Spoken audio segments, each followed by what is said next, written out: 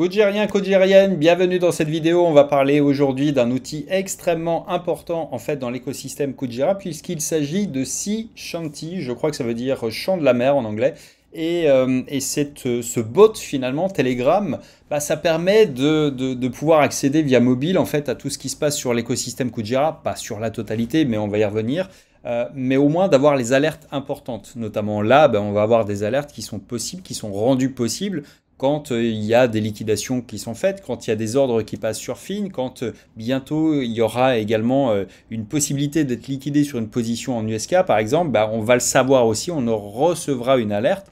Et ça, c'est rendu possible parce que ce projet, qui finalement était un projet indépendant au tout départ, c'est quelqu'un qui l'a développé comme ça parce qu'il trouvait ça utile pour lui et qu'il l'a mis à disposition de la communauté, finalement, il a tellement bien trouvé sa place dans l'écosystème Codejira qu'il y a eu une proposition de gouvernance qui a été faite pour les financer à hauteur de 5 000 $, je crois que c'est par mois, jusqu'à concurrence de 20 000 $. Bref, en fait, il faut savoir un truc, c'est que dans la supply de Codejira, on a un community pool de 4,68 millions, en fait, qui est finalement dédié à financer des projets. Ça va aider à développer l'écosystème et c'est soumis à des votes de gouvernance.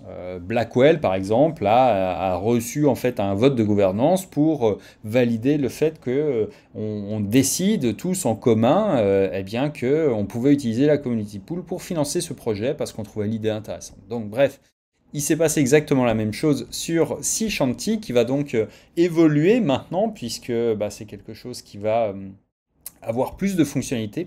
D'ailleurs, il y a une roadmap un petit peu de ce qui se passe. Je vous montrerai ensuite comment ça marche pour l'instant, mais après, il va y avoir d'autres fonctionnalités qui vont venir. Il y a de l'UX qui va être refaite. Bref, mais il y a surtout cette idée, c'est qu'au départ, Fin, c'est quelque chose qui ne marche pas sur mobile. C'est-à-dire, en fait, faire un exchange décentralisé sur mobile, ça coûte cher. Il faudra le faire avec une app, enfin bref. Et pour l'instant, c'est quelque chose qu'on a uniquement sur navigateur, d'autant qu'en plus, il n'y a pas de wallet qui soit compatible mobile. Donc en fait, l'idée, c'est pas d'avoir accès à toutes les fonctionnalités, c'est de recevoir essentiellement des alertes sur des choses qui sont importantes. Par exemple, quand j'ai un ordre qui était rempli, un ordre d'achat ou un ordre de vente, par exemple, parce que sinon, on est obligé d'aller vérifier sur Fin pour voir s'il y a eu, si le token et si la vente ou l'achat a été validé. On va pouvoir avoir quelques vues sur l'order book, sur le prix des tokens. On va voir les propositions qui sont de gouvernance qui sont en phase de vote également. Bref, il y a plein de nouveautés en fait qui vont arriver au fur et à mesure du temps. Et encore une fois, c'est quelque chose qui est devenu vraiment intéressant, important, parce qu'encore une fois, c'est sympa de recevoir une alerte, surtout quand on va être sur des problématiques comme celle-ci, où il va avoir notamment quand on mint de l'USK, il y a cette problématique d'être peut-être liquidé parce que la valeur de l'atome descend et qu'on n'a plus assez de collatéral. Donc là, il y aura des alertes qui vont arriver avant, et ça c'est extrêmement bien parce que ça permet de savoir qu'il faut soit remettre du collatéral, soit clore la position, enfin bref, faire quelque chose au lieu de rentrer le soir chez soi et de découvrir qu'on a été liquidé, ce qui est jamais sympa. Donc voilà pour cet outil. Et voilà ce qui va permettre de faire. Donc encore une fois, il y a pas mal d'éléments qui vont arriver, évidemment, puisque avec du financement, on va pouvoir rajouter des fonctionnalités, encore une fois. Et c'est tout l'objet, tout l'enjeu. Donc je vous mettrai les liens vers le compte Twitter pour suivre un peu l'avancée, puis le lien vers cette partie-là également, pour que vous puissiez en découvrir un petit peu plus. Alors voyons à présent comment utiliser Sea Shanty. Donc vous trouverez le lien en description. Encore une fois, ça va vous envoyer vers Telegram. Et avant ça, je vais faire une petite manip également. C'est de venir récupérer mon adresse Kuji. Et vous allez voir à quoi ça sert. Ça va nous servir à paramétrer le bot. Donc concrètement, j'ai ici ma page de connexion à Telegram. Hop, il me dit, ok, là je suis sur ordinateur. Donc sur mobile, vous pourrez faire la même chose, mais sur ordinateur, c'est plus simple pour moi pour enregistrer. Bref, on est ici donc devant notre bot Sea Shanty. On va faire démarrer. Ok, donc vous avez ici les différents éléments qui apparaissent. Donc qu'est-ce qu'il vous donne d'abord? Pour commencer, vous allez enregistrer votre adresse. Donc on va taper hop, adresse. Et on va venir éditer ou enregistrer son adresse. Tac, et on vient tout simplement coller l'adresse. On suit les indications tout simplement. Donc à partir de là, le bot maintenant a connecté mon profil Telegram à cette adresse mail-là, à cette adresse Koji là, qui fera le pont finalement avec les différentes fonctionnalités. Donc les différentes alertes, on peut les voir ici avec Help.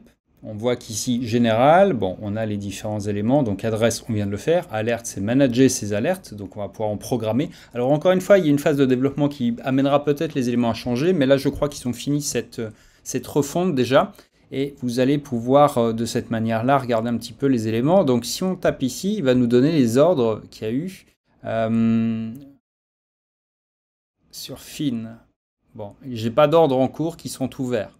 Mais si j'avais eu par exemple des ordres ouverts et qui venaient d'être remplis, bah, je recevrais une alerte qui me dirait « Ok, tu as bien ta transaction, achat ou vente, a bien été validée ». Alors ici, on a les enchères sur Orca. Tac, il me dit voir mes enchères. Donc si j'ai des enchères actives, hop, je ne sais plus si j'en ai une, peut-être Atom USK, oui, celle-ci, ok. Donc là, j'en ai bien une qui est... Ah, mais là, il me dit qu'elle n'est pas activée. Donc voilà, ça c'est bien parce que ça veut dire que j'ai pas fait le dernier point qui était finalement d'aller sur Orca. Tac, alors on va faire ça. Et j'avais dû oublier de l'activer. Il y a un petit délai de 9-10 minutes en général pour qu'on soit... voilà, là il faut l'activer. Et ça, j'avais pas pu le faire dans ma précédente vidéo. Donc en fait, il suffit que je l'active pour que mon enchère soit effectivement bien prise en compte. Ok. Donc là, il est en train de l'activer. Bref. Revenons sous Telegram. Donc, on va voir d'ailleurs si il a remis à jour. Comme ça, ça va être intéressant. Hop, voilà. Donc là, on voit qu'en fait, si je reclique sur ce petit menu, il me dit qu'effectivement, mon enchère, elle est bien active pour le coup, mais elle est non remplie, non filet. C'était une enchère qui était juste une démo pour le tuto que je vous propose de découvrir d'ailleurs, qui est sur la chaîne, sur l'utilisation des liquidations sous Orca. Bref, vous avez les différentes fonctionnalités qui marchent exactement pareil, donc je ne vais pas toutes vous les détailler parce qu'à l'avenir ils vont en rajouter, ça ne ferait pas sens, mais l'idée c'est toujours ça. Donc vous avez le menu, quand vous avez besoin de découvrir une nouvelle fonctionnalité, vous faites un help, il vous remet tout le menu. Là vous pouvez, si vous décidez de changer d'adresse Kujira ou voilà, peu importe, ou de supprimer celle-ci pour plus recevoir les alertes, vous venez tout simplement dans l'adresse et vous venez supprimer votre adresse ou l'éditer pour la modifier.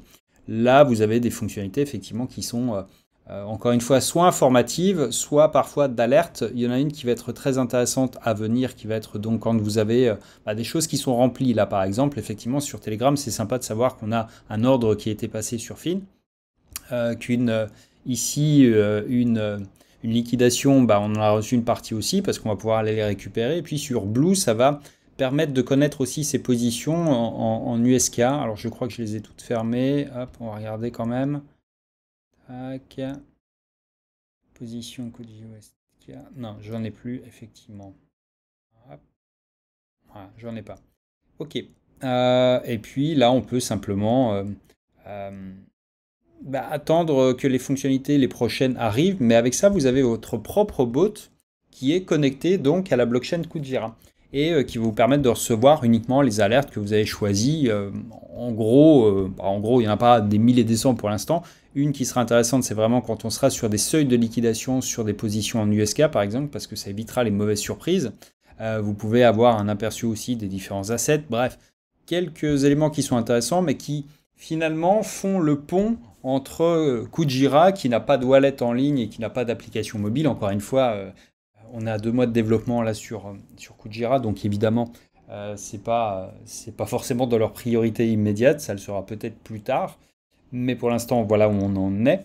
Et de l'autre côté, il n'y a pas non plus cette fonctionnalité-là qui serait disponible, donc c'est plutôt, je trouve, pertinent comme outil. Et puis, ça permet parfois d'avoir un petit aperçu aussi des taux qui sont en cours sur Fin. Donc vous avez là en un clic, vous avez un aperçu très rapide en fait du prix des différents assets. Tac.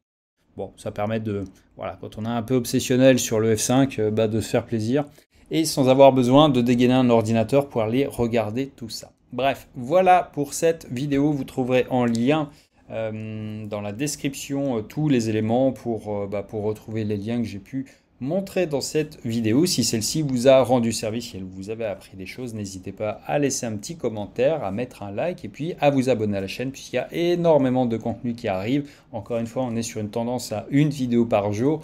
On va essayer de tenir ce challenge, mais je pense qu'à la vitesse où l'équipe de Kujira délivre des nouveautés, j'aurais même du mal à me tenir à une seule vidéo par jour. Bref, encore une fois, à très vite.